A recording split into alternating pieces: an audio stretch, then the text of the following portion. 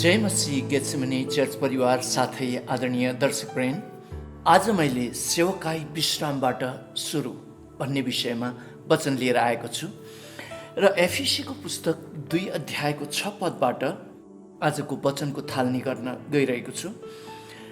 यहाँ यसरी लेखिएको छ, र उहाँसँग हामीलाई उठाउनु भयो अनि स्वर्गीय स्थानहरूमा ख्रीष्ट येशूसँग बसाल्नु भयो। र प्रिय दाजुभाइ दिदीबहिनीहरू, हामीलाई सृष्टिकर्ता परमेश्वरले ख्रीष्ट येशूसँग बसालिसक्नु भएको छ र मानिस यानि परमेश्वरका छोराछोरीहरूले जो सेवकाई सुरु गर्नुहुन्छ, सेवकाई भन्दा अगाडि चाहिँ विश्राममा उहाँले राख्नुहुन्छ र तपाईलाई ख्रीष्ट येशूले उहाँसँगै स्वर्गीय स्थानमा राखिसक्नु भएको छ भनेर चाहिँ यस खण्डमा बताइएको हो। र उदाहरणको लागि उत्पत्तिको पुस्तकमा पहिलो मानिस आदमलाई जब सृष्टिकर्ता परमेश्वरले सृष्टि गर्नुभयो, उहाँले 6औं दिनमा सृष्टि गर्नुभएको थियो। 7औं दिनमा त उहाँले विश्राम लिनुभयो र आदमको सृष्टि भइसकेपछि पहिलो दिनमा नै आदमले त विश्राम गर्न पर्यो। त्यसपछि मात्रै 8औं दिनमा मात्रै उहाँले अदनको बगैँचामा गएर काम गर्न पर्यो। परमेश्वरले दिनुभएको काम चाहिँ विश्राम पछि मात्र आदमले सुरु गर्नुभयो र यो चाहिँ पहिलो मानिसको कुरा थियो। र नयाँ करारमा दोस्रो मानिस भनेर चाहिँ प्रभु येशूलाई भनिएको छ। पहिलो कोरिन्थीको पुस्तक 15 अध्यायको 47 पदमा यानि 45 र 47 पद म पढिदिन्छु। यहाँ यस प्रकारले प्रभु येशूलाई अन्तिम आदम यानि दोस्रो मानिस भनेर चाहिँ भनिएको छ। 45 पद, यसकारण यस्तो लेखिएको छ, पहिलो मानिस आदम जीवित प्राणी भयो, अन्तिम आदम जीवन दिने आत्मा भयो। र अन्तिम आदम प्रभु येशूलाई यस खण्डमा भनिएको। र 47 पदमा पहिलो मानिस माटोले बनिएको पृथ्वीबाटको हो, दोस्रो मानिस स्वर्गको हो। र प्रभु येशूलाई नयाँ करारमा दोस्रो मानिस भनिएको छ। र जब सृष्टिकर्ता परमेश्वरले क्रुसमा मुक्तिको कार्य सिद्ध्याउनु भयो, त्यसपछि उहाँ च्यानबाट तेस्रो दिनमा बौरी उठ्नुभयो र नयाँ करार अब त्यहाँ सुरु भयो। र प्रभु येशूलाई यस खण्डमा दोस्रो मानिस भनिएको छ। र दोस्रो मानिसले जो नयाँ करार सुरु गर्नु हुँदाखेरि उहाँले चेलाहरूलाई भन्नुभयो, तिमीहरू यरुशलेममा विश्राम गरेर बस र पिताले गर्नुभएको प्रतिज्ञाको पवित्र आत्मा परमेश्वर नआउनु जेलसम्म तिमीहरू यहाँबाट कतै पनि नजाऊ, तिमीहरू यहीँ बस भनेर चाहिँ त्यहाँ विश्राम गर्न चेलाहरूलाई लगाउनु भयो। नभन्दै चेलाहरूले पनि त्यही प्रकारले गर्नुभएको हामी देख्दछौँ। र पहिलो सृष्टिमा यानि पुरानो करारमा पनि पहिलो मानिसले विश्रामपछि उहाँले काम सुरु गर्नुभएको थियो र नयाँ करारमा दोस्रो मानिसले प्रभु येशूले चेलाहरूलाई विश्रामपछि मात्र सेवाकाई सुरु गर भनेर चाहिँ उहाँले यस प्रकारले लगाउनु भएको देखिन्दछ। र एकपटकको कुरा हो, एकजना धनी युवक शासक पनि भनिएको छ। तपाईँले लुकाको पुस्तक 18 तिर पढ्न पाउनुहुन्छ। त्यो व्यक्ति प्रभु येशू भएकोमा आउनु भएर भन्नुभयो, असल गुरु, मैले अनन्त जीवन प्राप्त गर्नको लागि के गर्न पर्छ? तर प्रभु येशूले उहाँलाई इन्डिरेक्टली उत्तर दिनुभयो, असल त परमेश्वर बाहेक अरू कोही हुनुहुन्न भनेर चाहिँ उहाँले भन्नुभयो। त्यसको अर्थ म परमेश्वर हुँ, मलाई तिमीले विश्वास गरेर विश्राम ल्याऊ, त्योभन्दा अर्को केही गर्नु पर्दैन मुक्तिको लागि यानि अनन्त जीवनको लागि भनिकन प्रभु येशूले त्यो युवक धनी शासकलाई यही प्रकारले जवाब दिनुभयो।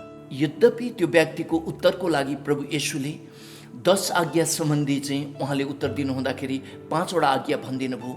तिमी जीवनमा प्रवेश गर्दछौ यानि धरतीमा हुँदाखेरि पनि शान्तिसँग यानि राम्रोसँग जिउन चाहन्छौ भने 10 वटा आज्ञामा प्रवेश गर भनेर 5 वटा आज्ञा भनिदिनु भयो।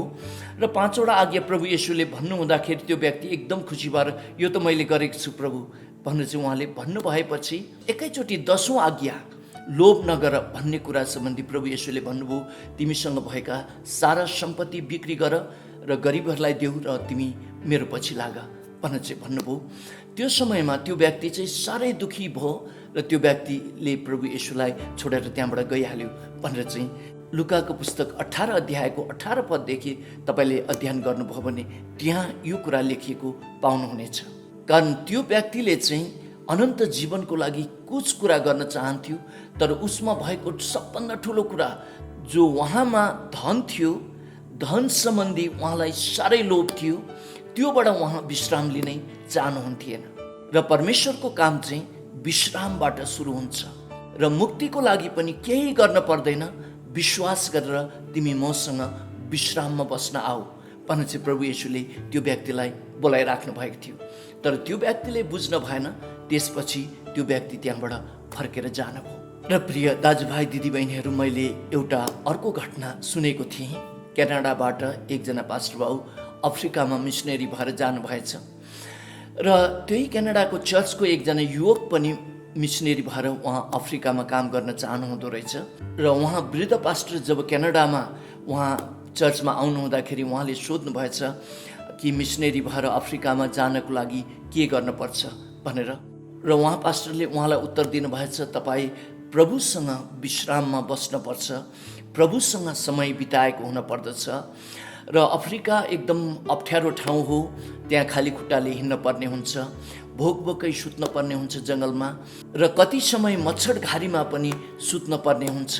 र अफ्रिकामा मिसनरी काम गर्नको लागि यो प्रकारको दुःख भोग्नुपर्छ भनेर चाहिँ उहाँले बताउनु भएपछि त्यो युवकले केही वर्षपछि एउटा चिठी उहाँ मिसनरी पास्टरलाई अफ्रिकामा पठाउनु भएछ र उहाँले भन्नुभएछ, पास्टर बाबु, मैले यी सबै कुराहरू गरेँ र म अब तयार छु, के म अब तपाईँ भएकोमा आउन सक्छु भनेर चाहिँ त्यसरी प्रश्न गर्नुहुँदाखेरि पास्टर बाबुले प्रत्युत्तरमा उहाँलाई भन्नुभएछ, तिमी तयार छैनौ, तिमी आउन सक्दैनौ, किनकि जो व्यक्ति परमेश्वरको विश्राममा प्रवेश गर्दछ र उसले आफूले आफूलाई चिन्दछ, यस अवस्थामा उसले आफ्नो योग्यता आफूले देख्न सक्दैन र अरूहरूले त्यो व्यक्तिको योग्यता देखेपछि मात्र त्यो व्यक्ति त्यो काममा जान सक्दछ। उदाहरणको लागि मोसाले जब म गर्न सक्छु भन्नुभयो, परमेश्वरले मोसाको जीवनमा उहाँ तयार नहुनु भएको देख्नुभयो र मोसा भागेर जङ्गलमा गएर 40 वर्ष ससुराको भेडा गोठाला भएर बस्नुभयो र मोसाले जब म गर्न सक्दिनँ भन्ने अवस्थामा पुग्नुभयो, त्यो समयमा परमेश्वरले अब तिमी सक्छौ, अब गएर इजरायलीहरूलाई मिश्र देशको दासत्वबाट छुटकारा देऊ भनेर चाहिँ भन्नुभयो। भनिकन पास्टरले त्यो क्यानाडाको चर्चमा भएको युवकलाई त्यो चिठी लेखेर पठाउनु भएछ। र प्रिय दाजुभाइ दिदीबहिनीहरू, जब तपाईँ परमेश्वरको विश्राममा जानुहुन्छ, परमेश्वरको विश्राममा बस्नुहुन्छ, तब आफ्नो योग्यता पनि तपाईँले थाहा पाउन सक्नुहुनेछ। र जुन समयमा म एनसिएफको केन्द्रीय अध्यक्ष भएर काम गरिरहेको थिएँ, कति अगुवाहरू आएर चाहिँ मलाई यो प्रकारले प्रश्न राख्नुभयो, हाम्रो पास्टरले त हामीलाई सेवा नै गर्नु दिनुहुन्न, उहाँलाई सम्झाइदिनुहोस् न भनेर चाहिँ उहाँहरूले यो प्रश्न राख्नुभयो। र मैले उहाँहरूलाई सोधेँ, के पास्टरले तपाईँलाई बाइबल पढ्नु पनि दिनुभएको छैन भन्दाखेरि त्यसो त होइन भन्नुभयो। के तपाईँलाई बिहान बेलुकी प्रभुसँग समय बिताउनु पनि पास्टरले अवरोध गर्नुभएको छ, नगर्नु भन्नुभएको छ भन्दाखेरि उहाँहरूले भन्नुभयो, होइन होइन त्यसो त होइन भनेर चाहिँ भन्नुभयो।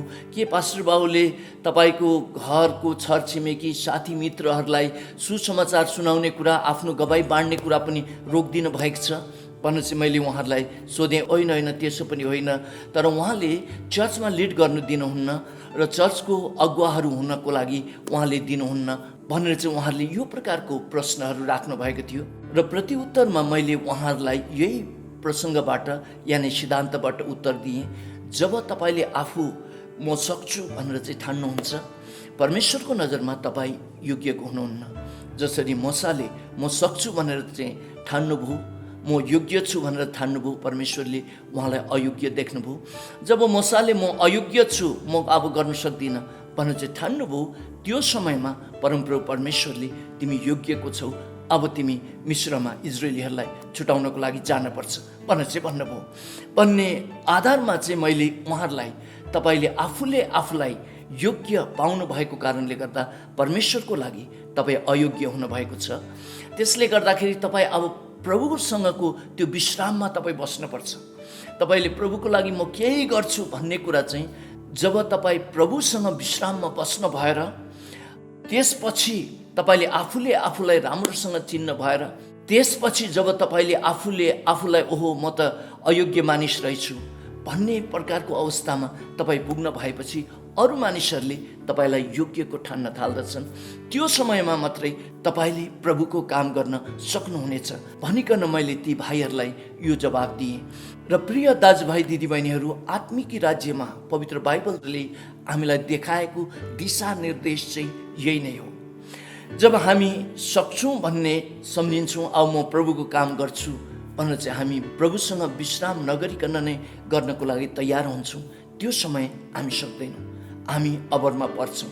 परमेश्वरको काम चाहिँ आत्मिकी काम हो, हामी शरीरबाट गर्न सक्दैनौँ प्रियहरू। त्यसर्थ पवित्र बाइबलले यो स्पष्ट गरेको छ कि जब आदमलाई उहाँले काम अराउनुभयो, सुरुवातमा चाहिँ उहाँले विश्राममा आफूसँगै एक दिन विश्रामको दिनमा राख्नुभयो। जब प्रभु येशूले चेलाहरूलाई सेवकाईमा पठाउँदै हुनुहुन्थ्यो, उहाँले भन्नुभयो कि अब तिमीहरू यरुशलेममा पवित्र आत्मा परमेश्वर नआउन्जेलसम्म पर्खेर बस, विश्राम गर भनेर चाहिँ प्रभु येशूले चेलाहरूलाई भन्नुभयो। र प्रभुको काम चाहिँ विश्रामपछि सुरु भएको हामी बाइबलमा स्पष्ट देख्दछौँ। र प्रभु येशूले अर्को एउटा दृष्टान्त भन्नुहुँदाखेरि जो उडन्ते पुत्रको विषयमा भन्नुभयो, उडन्ते पुत्र जब बुवा भएकोमा थकित भएर फर्केर आउनुभयो, त्यस समय उडन्ते पुत्रले दासत्वको विचारहरू लिएर आएको थियो।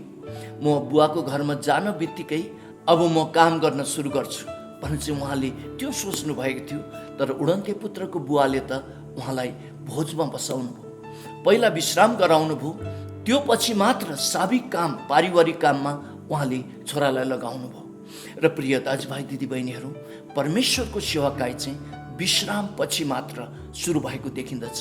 र यो विश्राम चाहिँ तपाईँले प्रभुसँग प्रशस्त समय बिताएको हुनुपर्दछ र प्रभुको इच्छा पत्ता लगाउन सुरु गरेको हुनुपर्दछ।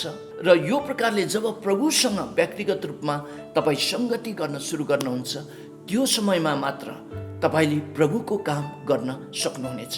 र एफिसीको पुस्तक 2 अध्यायको 6 पदमा हामीलाई यो स्पष्ट गरिएको छ कि स्वर्गीय पिताले हामीलाई प्रभु येशूसँगै स्वर्गीय स्थानमा राखिसक्नु भएको छ। र यो विश्राममा हामी बस्न जान्नु पर्दछ। यो पछि प्रभुले आफूलाई नै चिनाउने अवस्थामा ल्याइसक्नु भएको हुँदछ र अरू मानिसहरूले अब यो व्यक्तिले गर्न सक्छ, यानि प्रभुले आफूमाथि राखिदिनु भएको पास्टर बाबुले यो व्यक्ति चाहिँ यो कामको लागि फिट छ भनेर चाहिँ उहाँले भन्न सुरु गर्नु भएपछि तब तपाईँको जीवनमा सेवाकाई सुरु हुँदछ। र यति भन्दै म टेक दाहाल आजको वचनबाट बिदा हुन्छु। जय मसीह।